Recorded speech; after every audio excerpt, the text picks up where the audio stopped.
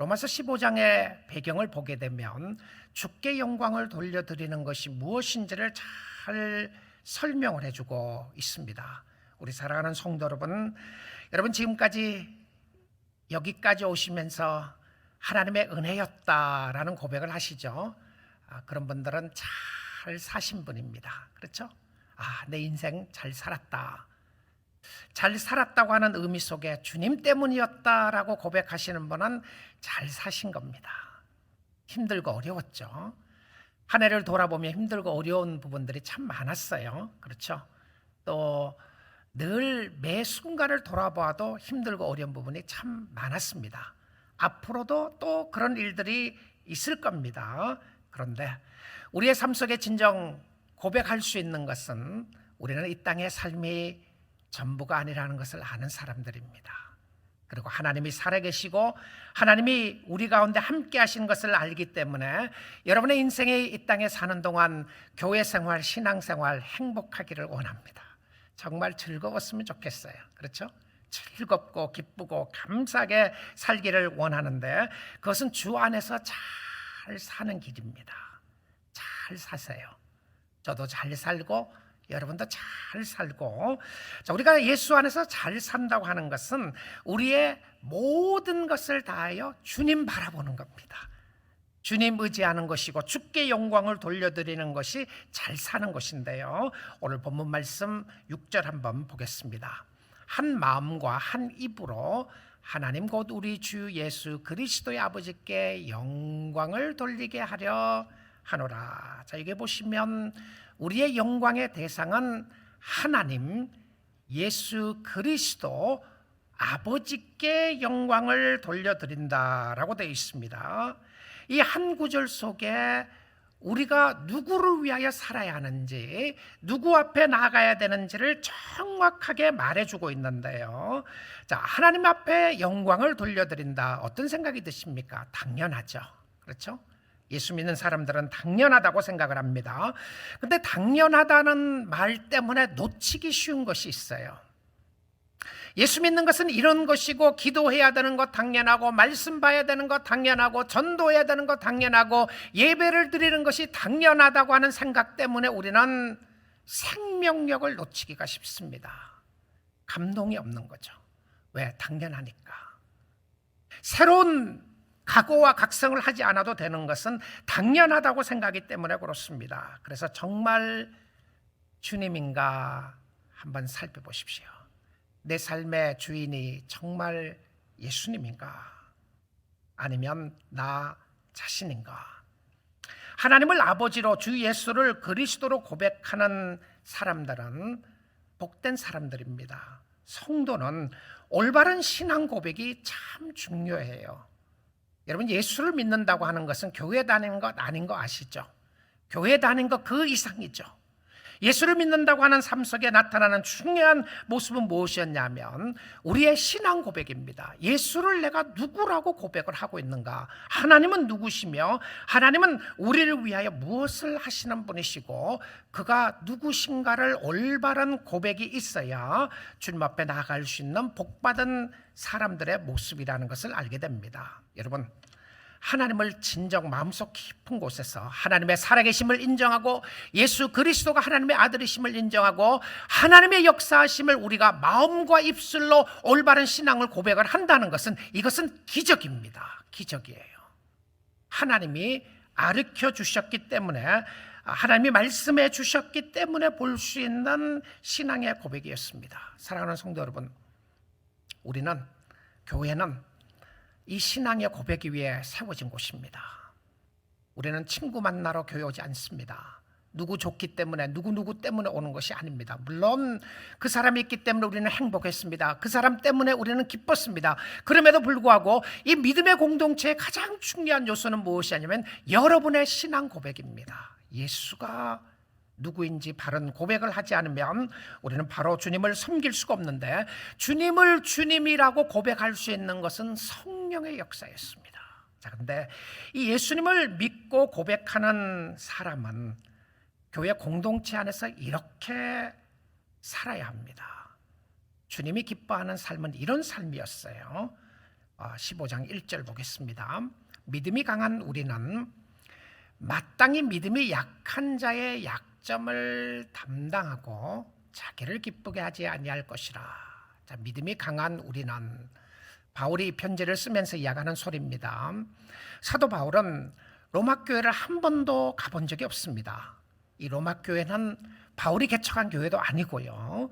그리고 바울이 너무 이 로마 교회를 가고 싶어 했는데 로마 교회에 가기 전에 소문을 듣고 하나님의 역사하심을 듣고 로마서를 먼저 썼습니다.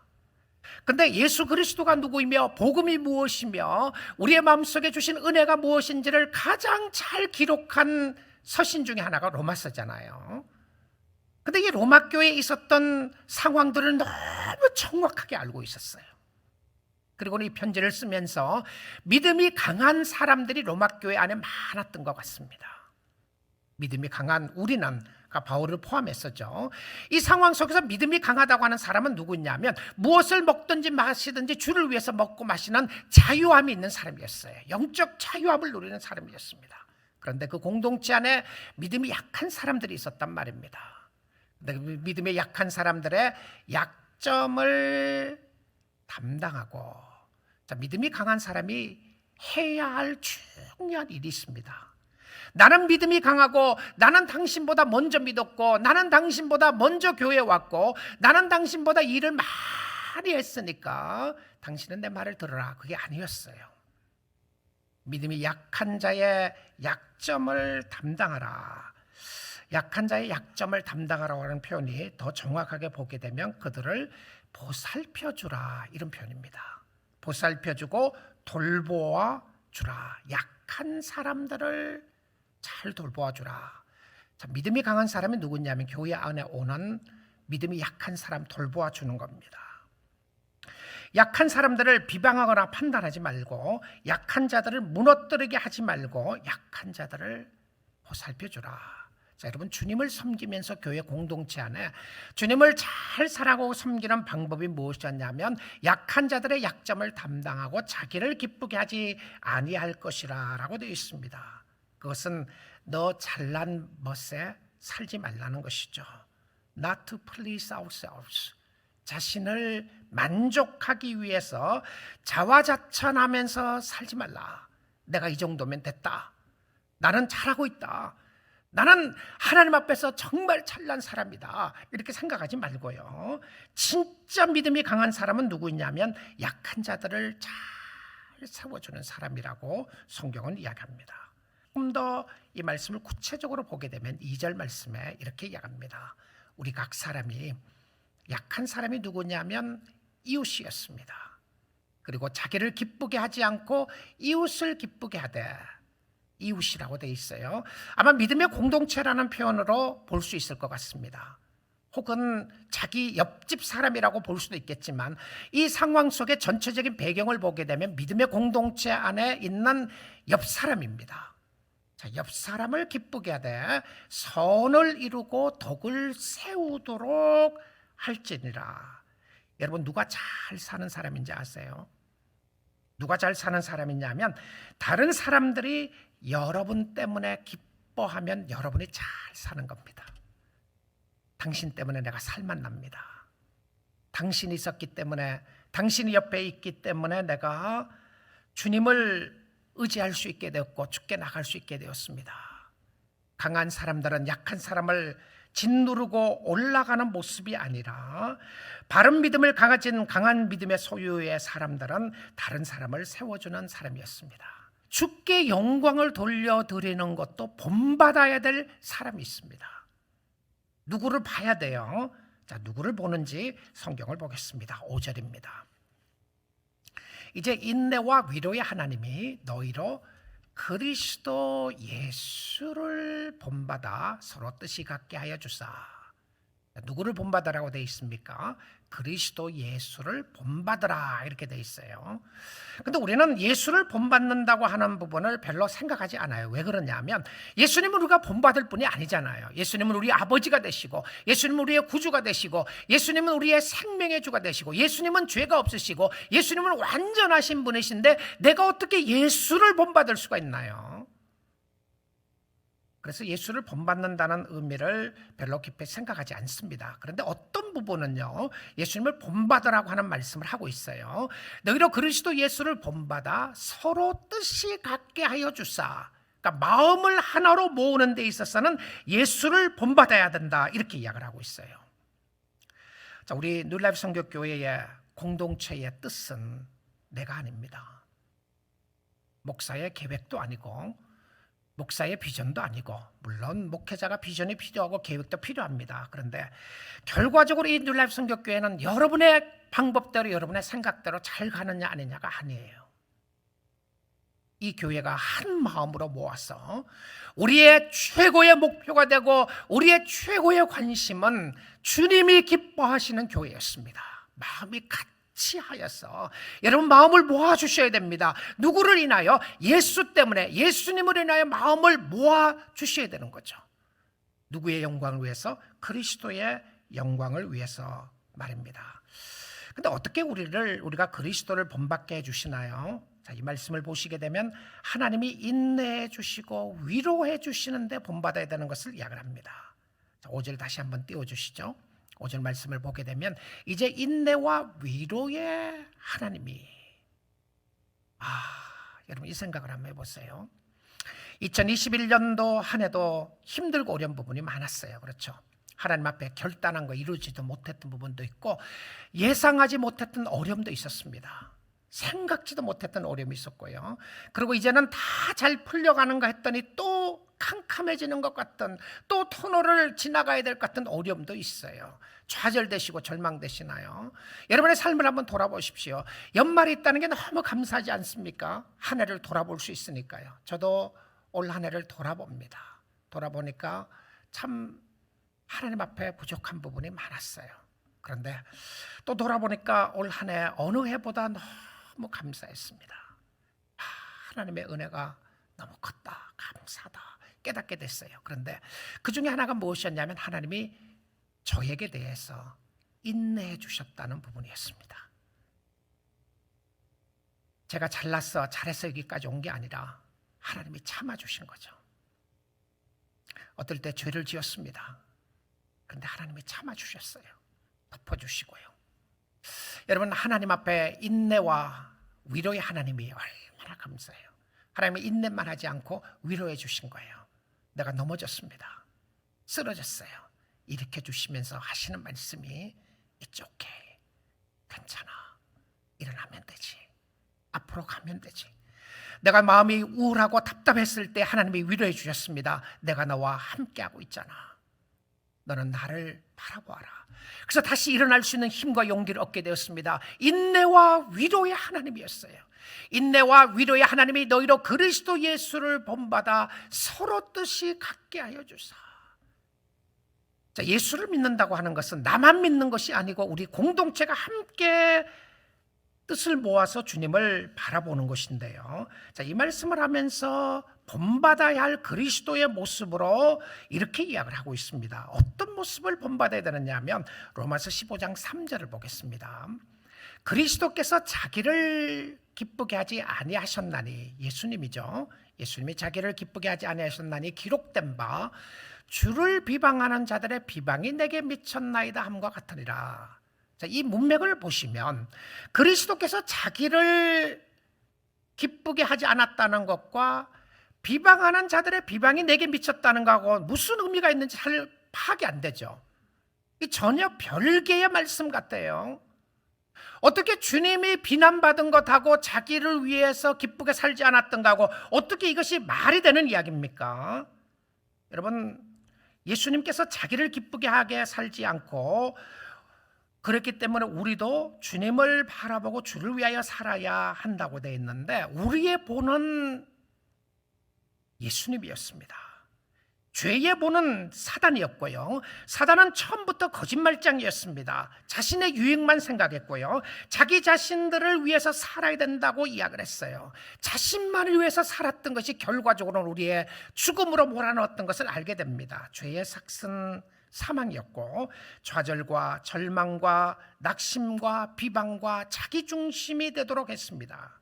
예수님은 자기중심으로 산 것이 아니라 우리를 생각하셨다라는 이야기죠.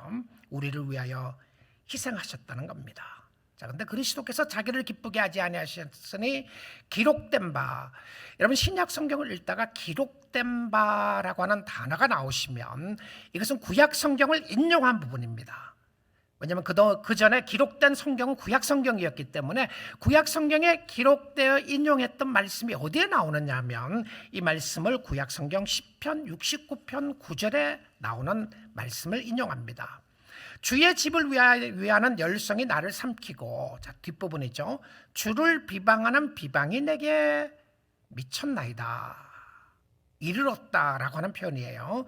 시편 69편은 36절로 되어 있는데요. 이 36절 중에서 7절이나 메시아에 대한 부분을 인용합니다. 그래서 이 시를 가리켜서 메시아닉 싸움이다 라고 그래요.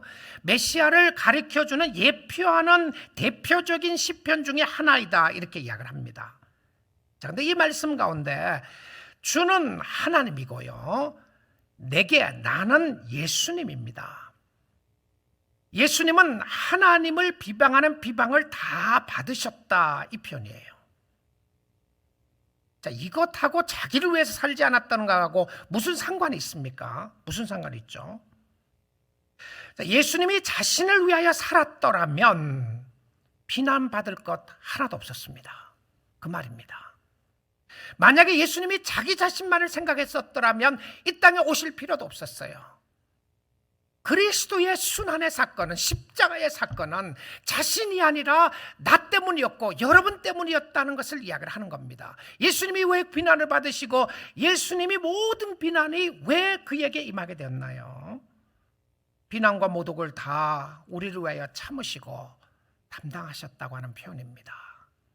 사랑하는 성도 여러분, 여러분이 주님을 제대로 알게 되면 우리의 모형과 우리의 모델과 우리의 시작과 끝은 예수 그리스도이어야 합니다.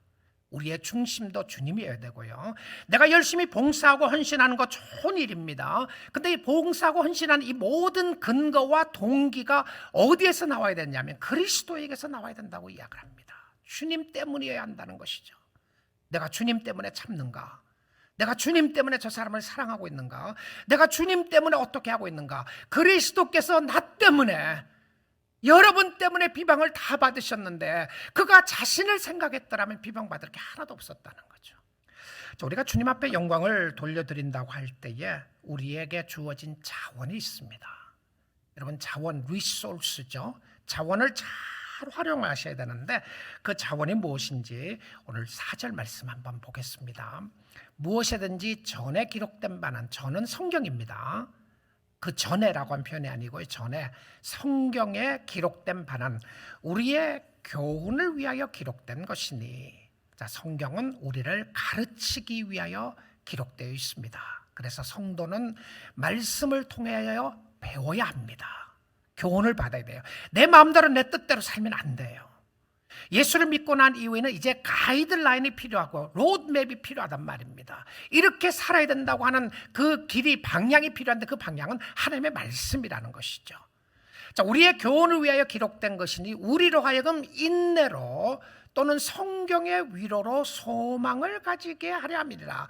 여러분, 성경 말씀이 주어진 궁극적인 목적이 무엇이라고 되어 있습니까? 소망입니다. 자, 예수를 믿는 내가 소망이 하나도 없다. 내가 예수를 믿는다고 하는데 늘 절망이고, 예수를 믿는다고 하는데 어렵고 힘드는 삶 때문에 늘 절망이고 소망을 가질 수가 없다. 그럴 수 없어요.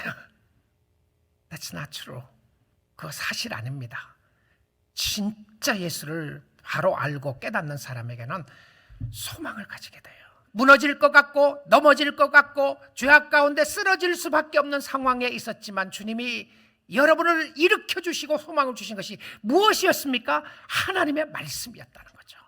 말씀이 여러분의 심령을 살렸습니다. 주일마다 듣는 이 설교 말씀을 통하여 힘을 얻고 용기를 얻었어요. 우리 성도들이 그런 고백을 합니다. 이 말씀 때문에 또 한 주 힘을 얻고 살아갑니다. 그리고 일주일 동안 또 넘어지고 힘든 일이 있었습니다. 또 일어납니다. 주중에 성경 말씀을 또 보면서 힘을 얻습니다. 여러분, 우리를 절망하게 하는 요소들이 너무너무 많죠. 그런데 말씀은 우리로 하여금 소망을 얻게 하고 힘을 얻게 하는 모습을 보여주고 있습니다. 자, 우리 시편 말씀도 한번 보도록 하죠. 시편 119편 73절입니다. 주의 손이 나를 만들고 세우셨사오니. 정말 이런 말씀 한 구절만 믿어도 삶이 안 바뀔 수가 없어요. 그렇지 않아요? 주의 손이 나를 만들고 세우셨사오니. 믿습니까? 정말 주님의 손이 여러분을 만들고 여러분을 세웠다고 고백하고 있나요? 내가 깨달아 주의 계명들을 배우게 하소서. 자, 주님이니까 주님이라는 의미는 무엇이었냐면 주님 앞에 배운다는 의미입니다. I need to learn from you. 내가 말씀을 통해서 배우겠습니다. 배우려고 하는 자세를 갖는 거죠. 자, 그 다음에 73절 봅니다. 주를 경외하는 자들이 나를 보고 기뻐하는 것은 내가 주의 말씀을 바라는 까닭이니이다. 말씀 기다리는 사람, 기뻐하는 사람이었어요. 75절입니다. 여호와여, 내가 알거니와 주의 심판은 의로우시고 주께서 나를 괴롭게 하심은 성실하심 때문이다. 자, 윗부분은 이해가 돼요. 그렇죠? 주의 심판은 의로우시다. 의로우신 하나님이시고, 그 다음에 뒷부분을 보시면 주께서 나를 괴롭게 하셨다. 주님이 정말 우리를 괴롭히시는 분이신가요? 근데 어떻게 시편 기자가 주께서 나를 괴롭겠다고 이야기를 합니까? 이 말은요, 우리가 이 땅에 살아나가는 동안 환난과 어려움이 있는 것을 말하는 겁니다. 환난과 어려움이 있어요. 힘든 일들이 있단 말이죠. 생각하지 않았던 어려움들이 예수 믿는 사람들에게는 환난을 다 바이패스하는 게 아닙니다. 예수 믿는 사람은 돌을 던져도 돌이 안 맞는 그런 사람들이 아니고요, 맞더라도 하나도 안 다치는 사람이 아닙니다. 하나님이 하시면 때론 그렇게 하실 수도 있지만, 그러나 우리가 이 땅에 살아나가는 동안에는 이 땅에서 당하는 어려움들을 우리도 당할 수 있다는 것이죠. 그래서 괴롭고 힘든 때가 있습니다. 그런데 놀라운 사실은 주님을 바라보고 주님을 섬기는 사람들은 환난과 어려움과 핍박 속에 무엇을 보게 되느냐면 하나님의 성실하심을 보게 됩니다. 하나님, 당신이었습니다. 당신은 신실하시고 당신은 나를 위해서 이렇게 하시고 당신은 정말 나를 사랑하시는 하나님이십니다라고 하는 확인을 하게 해주시는 거예요. 우리가 세상을 의지하고 살았습니다. 이것을 의지하고 살았고 저것을 의지하고 살았는데 어느 날 그것이 흔들리기 시작하는 거예요. 갑자기 어려움이 생기기 시작합니다. 그때 우리가 붙잡는 것은 무엇이었냐면 하나님의 신실하심이었어요. Great is thy faithfulness. 당신이 신실하시게 나를 잡고 있습니다. 주님의 신실하심 때문에 내가 여기까지 왔습니다. 그 표현이죠. 76편 6절 보겠습니다. 고아오니 주의 종에게 하신 말씀대로 주의 인자심이 나의 위안이 되게 하시며 주의 사랑하심이, 언약의 신실하신 하나님의 사랑이, 헤세드가, 하나님의 인자심이 나의 컴포트가, 나의 위로가 되게 하셨습니다. 그렇죠? 주님의 사랑 때문이었습니다. 이 사랑 하나님이 결코 놓치지 않고 끝까지 여러분을 붙잡고 계실 줄 믿습니다. 끝까지 붙잡고 계실, 끝까지. 환난이 와도 핍박이 와도 어려움이 와도 코로나 사태가 어떻게 되어도 어떤 일이 있다고 할지라도 하나님의 인자하심은 영원하게 여러분을 붙잡고 있습니다.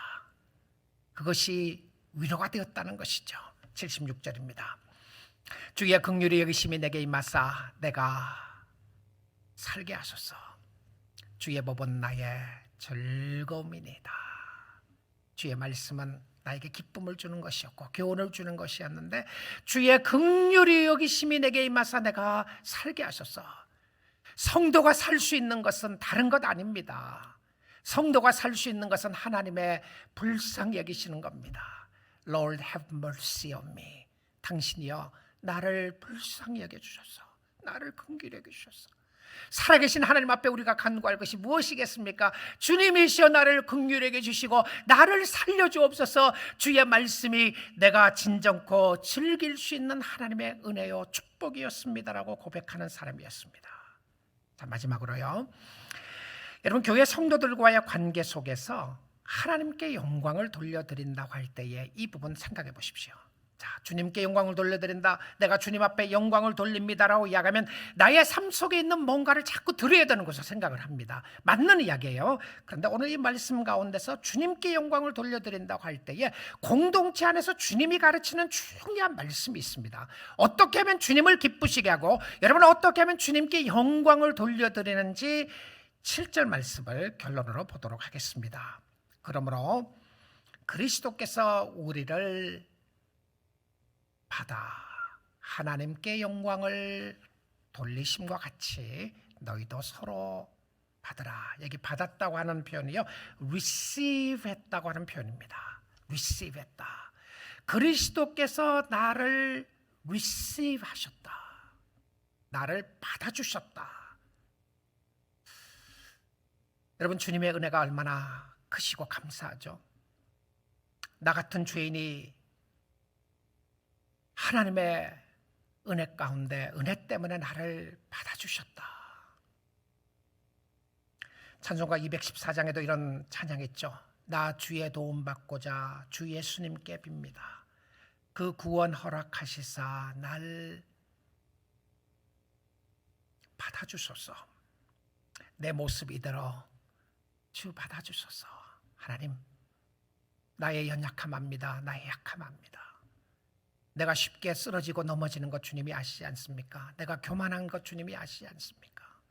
내가 절망 잘하고 낙심 잘하는 것 주님이 아시지 않습니까? 내가 주님의 뜻대로 살지 못하는 모습이 있는 것 주님이 아시지 않습니까? 그런데 주님이 먼저 나를 받아주셨다는 거예요. 내 모습 이대로 받아주셨다는 겁니다. 주님이 받아주셨어요.